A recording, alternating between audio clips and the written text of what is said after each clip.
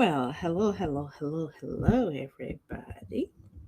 Thank you for coming to another broadcast today. Thank you guys for being here. As you come, please do take the time to share and invite somebody. I'm going to do that right now. I encourage you to do that as well. Hopefully, the volume is okay. Please do invite people. Please do invite, tag somebody. Um, yeah, and I'm going to start. I hope you guys having a wonderful day. And today, as you can see, what the topic is about the price and pain of the sin of irresponsibility. That is what I'm going to talk today. I encourage you that you stay and learn. And like I always say, most of the information that I'm using for my podcast are from my mentor, Sunday Adelaja. So I need to give him the kudos for doing the research because I read a lot of his material and I got a lot of my information from there. So I want to give credits to him for that. I usually don't do it all the time. I show it all the time, but I always forget. But I want to mention it today. So today, the price and pain of sin of irresponsibility. That is what I am going to be talking about. You want to stay and you want to listen to this because it's going to beat you a lot in a long time and in your future. Okay, so first I'm going to talk about the sin of irresponsibility, then I'm going to talk about the price and the pain of irresponsibility. Okay, so God, you need to know that God created the world and everything in it, because some people don't believe in this, that God created everything and everything belongs to him. You belong to God, I belong to God. Everything on this earth belongs to him. We forget that we're just a renter, we rent, and we need to pay our dues every day. So everything we have was given to us by God, by the Lord. We are totally dependent on God and we own him our life because he can take it away from us. People don't realize that. They think, oh, I just got here and I can just do whatever I want to do and I don't have to pay any due to God. He doesn't own my life. Yes, he does. He does own everything about. He can take you out. He bring you in and he can take you out whenever he wants. He have the power to do that. The only payment God desires us is fruitfulness. While you're here on earth, be fruitful and multiply, because that is what he commanded us in Genesis. That is what he wants from us. Be fruitful, don't be useless, because there are a lot of people are just useless. Like, they don't do nothing with their life, right? So our life must bring profit to the creator, to the people thereby. It's responsible, God's love and trust. How did Jesus Christ answer to this? Our How did Jesus Christ answer to the taxpayer, for example, right? You know, in the Bible, they wanted Jesus Christ to pay. Ask, what did he say? He said to them, he said, you have to pay only to the government, but also to the God. You don't always have to pay to the government, but you also have to pay dues to God, tax to God, right? Like it says in Matthew chapter, if you want, you can check it out yourself. Matthew chapter 22, verse 21. It said, to Caesar what is Caesar, unto God God. So you have to pay your tax to the government. Everybody do. If you're living in the diaspora, you know everything you have to be paying when you buy food, when you buy some clothes, when you buy a property tax, you know all tax that we pay. This is what God say. He said you pay to the government whatever, and God, what belongs to God, you have to go tax to God. You have to be fruitful. You have to do something. You can't just leave and nothing. Every citizen is required to pay national tax. So each person will be required to report to God for his life while he was living here on earth. The Lord, took care of our need, and has the right to expect fruit from us. If God is taking care of your need or is doing something, He expects something from you. He expects you to give back some kind of result, right?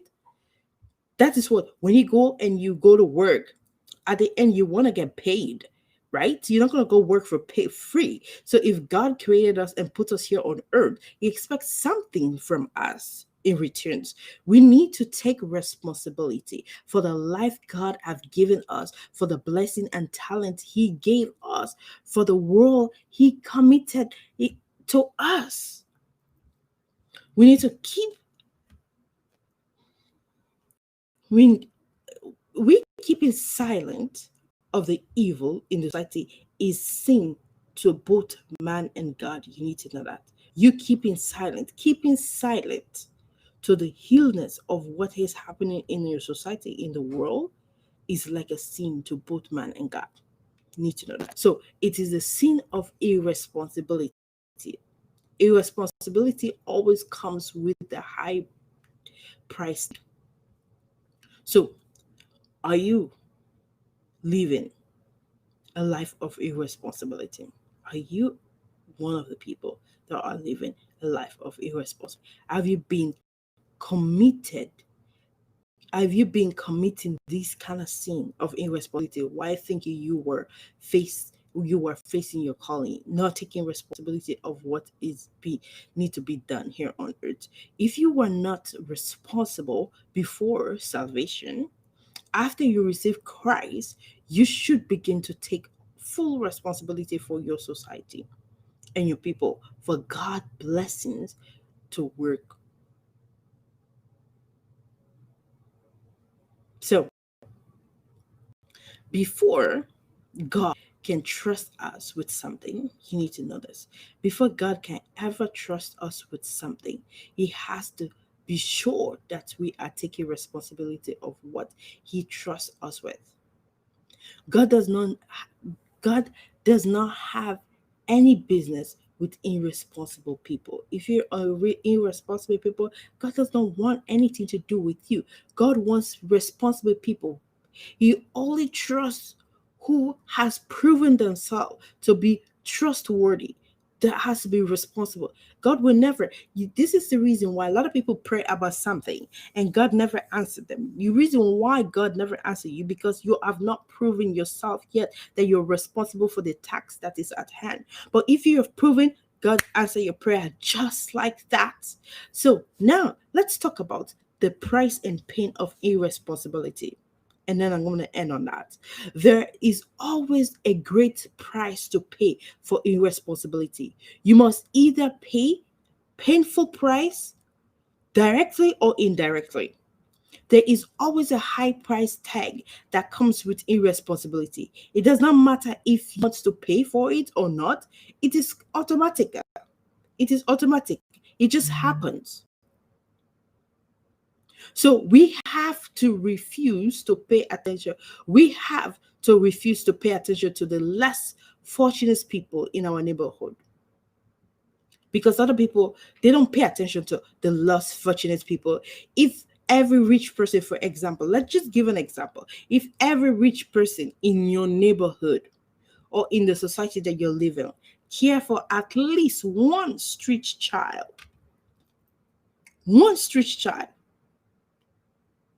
you take care of that person.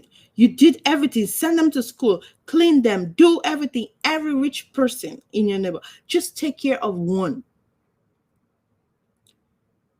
And if you fail to do that, because there are a lot of rich neighborhood, they see these street kids, they don't care about them, they don't do anything, and not realizing that those same street kids that you're passing by, throwing water on, splashing water by when you're driving your nice car and living your life, splashing water on them. Those same child are the same child when you don't take responsibility.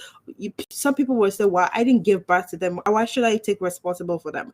But if you don't do something about their life, when they grow up, they are the ones that are going to be the gang members in your neighborhood, the ones that are going to be harassing your life because you fail to take a part in that, because he said the village raises children, right?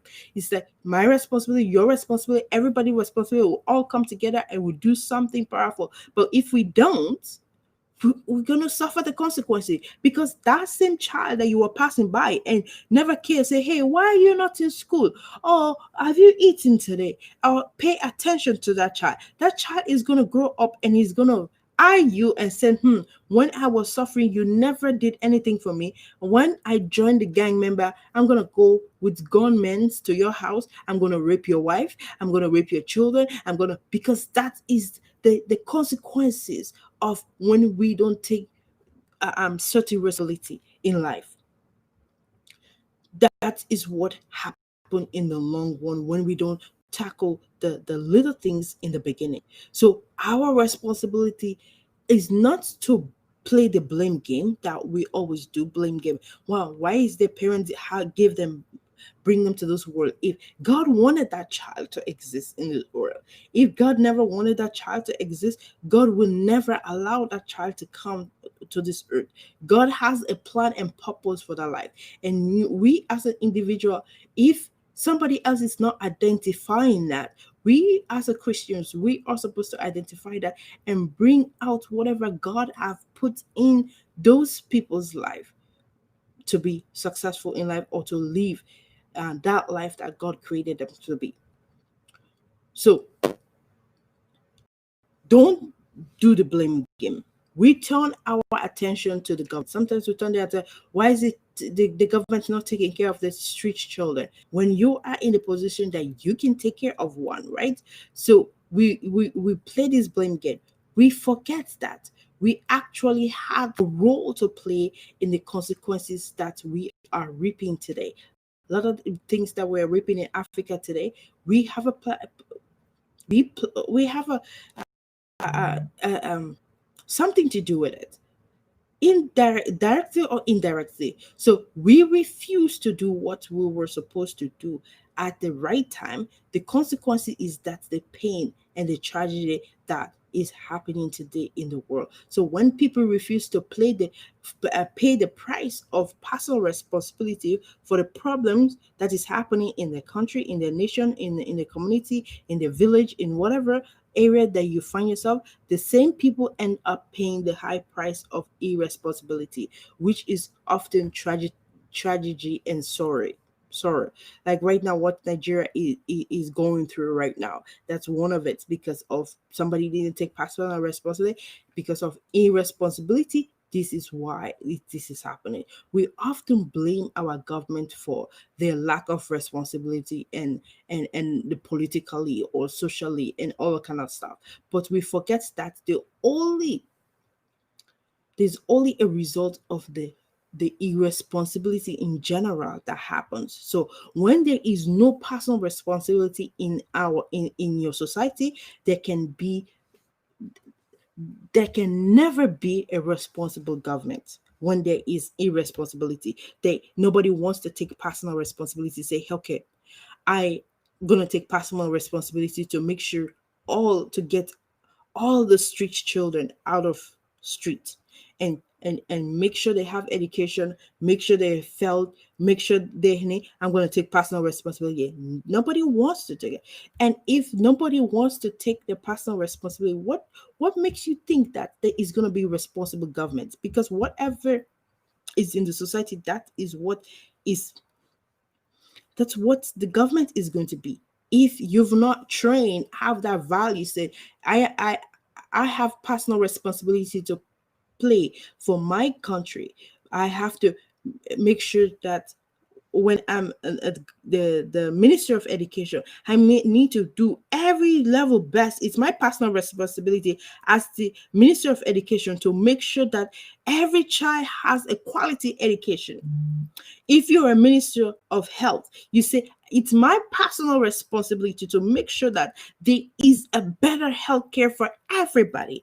As the president, you said, that's my personal responsibility to make sure that nobody goes to bed hungry. I'm going to do everything in my power to make sure nobody goes to bed hungry. It's personal responsibility. A responsible government is offshoot of the culture of the personal responsibility. As you and I take responsibility for the many things that are out order in our community and nation in general, we will surely witness a transformation, development, and civilized society. It should be you and I business to bring solution to the problem that are going on in the world today, in your community, in your society, or wherever you find yourself. When Jesus Christ was here on earth, it's all about Jesus Christ, okay? It's all about him. When Jesus Christ was here on earth, he never indifference to need of the people of the society of the nation. He was not in indifference to corruption practices among the scribes, the Pharisees, the Sadducees. He was never indifferent. He tells them wherever they're going wrong, he point them out. Jesus spoke to the general need of the people and the nation at large when he was here on earth. He spoke for the justice of the oppressed. A perfect example I will give you. You can go and read it out. You can go and read it.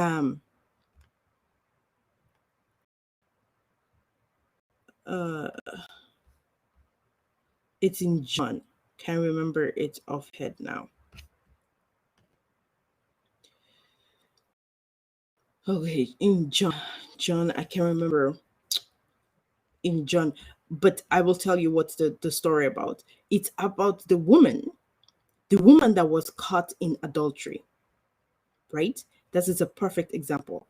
The woman that was caught in adultery, everybody was ready to crucify that woman. Everybody, the people, the leaders, everybody, the neighborhood, everybody came. Oh, what are you gonna say, Jesus Christ? This woman, Moses said, this is what we need to do, and this woman was caught adultery.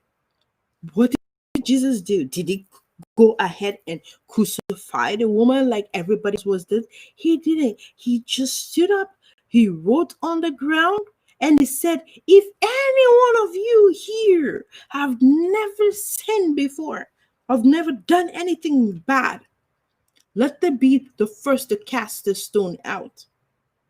Did anybody cast the stone out? Nobody cast the stone out. Nobody did. Nobody condemned it. And he said, if nobody else have condemned you, I will not condemn you. He let them go. He said, go and sin no more.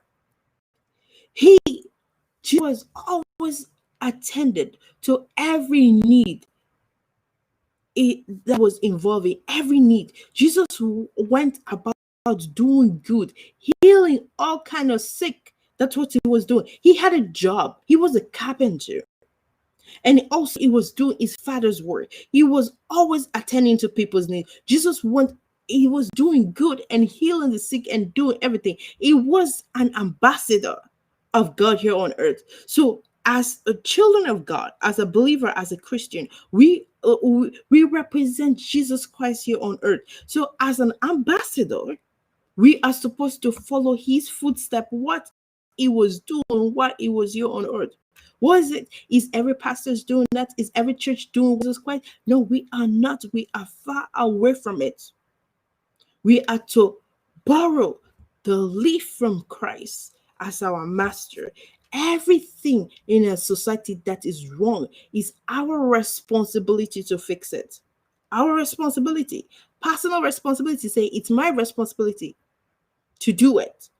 Don't be playing blame game. Oh no, let that person do it. Oh no, that person is that person. No, you see the problem. You go to God and ask God, how can I solve this problem? Because this problem is going to it's going to affect me directly or indirectly.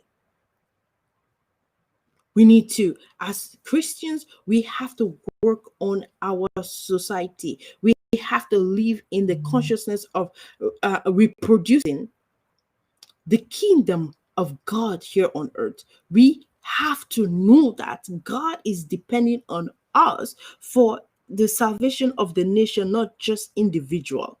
We are the we are the one to bring salvation restoration to the earth. When you look at Romans chapter 8, verse 19 to 24, this is what it said. It said, for it means even the whole creation, all creation, waiting eagerly for the children of God to be revealed. The whole world is waiting for God's children to be revealed. For the creation was subjected, frustrated, fertility, not willingly, because of some intentional failure of the past, but by the will of Him who subjected it in this hope that the creation itself will also be free from the bondage of decay into the glorious freedom of the children of God. So the children of God, need to liberate the world. We need to bring knowledge to the people. We need to educate the people so that they can be set free, because the world is waiting for us to come and redeem the world. Because when Jesus Christ came, He came and He died for us and He redeemed the world. So it's our responsibility to do that. Always, we need to live in the conscious of the fact that God sent you to this earth to fix problem on this earth. That is the only reason why you're existing here. This is the only reason why we were created, to fix problem. This was what Jesus Christ did. He lived His whole life for it. He even died for it. He died for the people and the earth at large. That is what He did. Okay, people might say, wow, the shoes of Jesus Christ that left behind, you cannot step into it. It's a big shoes to step into, but yes, it is possible. There are a lot of people that have done it. So it's possible that you can do it. So we must brace ourselves up for the great task that is at hand. Jesus Christ, a lot of what pastors are doing to churches, they're playing games, because they are not even stepping half into what Jesus Christ did while He was here on earth. Jesus Christ was a people person. His whole life He lived and died for people. Until we begin to live for people and stop living for self, we have not started living. We are just existing until you start living, not for self, but for people. When you're living for self, you're not existing on this earth. It is therefore your responsibility, my responsibility, my business, your business, to offer solutions to that happening in your society. The difficulty of people should be our business. It is our business to restore earth back to God through the principle of the kingdom.